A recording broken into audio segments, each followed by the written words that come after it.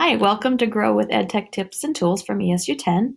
I'm Peg Hoover, and today we're going to be talking about blended learning best practices.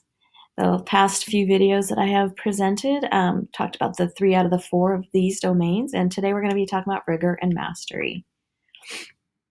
So rigor and mastery, as you can see, have 6 elements that the Highlander Institute has defined as things you would see in a classroom that involve rigor and mastery.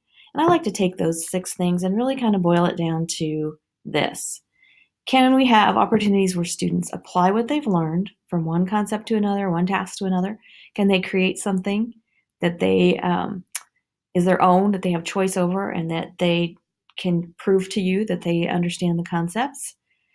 Teachers give feedback along the way, peers give feedback along the way, and the learning experiences and the products that students create are authentic.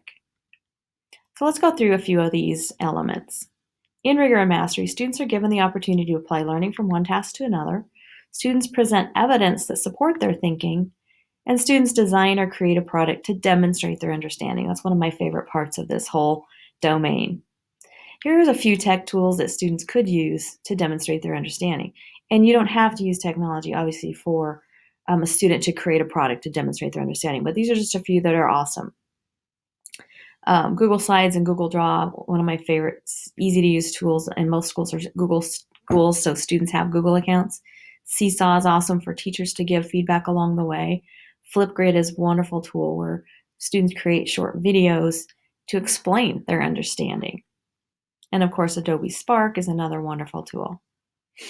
Here's an example of something that a student might create in Google Drawing, or another tool that they might find online that could do the same thing.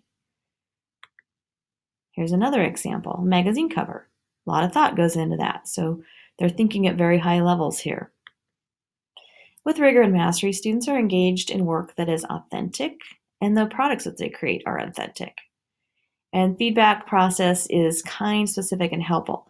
And it's most important if teachers are giving feedback along the way, not just at the end. They're the cheerleader for that student. Students know what is expected. They're expected to learn at high levels, and the teachers are going to cheer them along the way.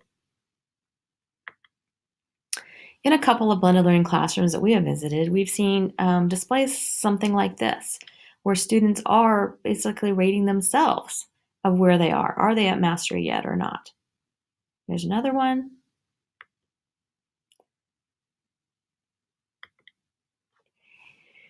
And that brings me to the end of this. So we've talked about the 4 domains of blended learning now. Hopefully you can pick a few of the elements out of each one to work on. Plan your classroom for next year. Have a great rest of your school year. Thanks for tuning in.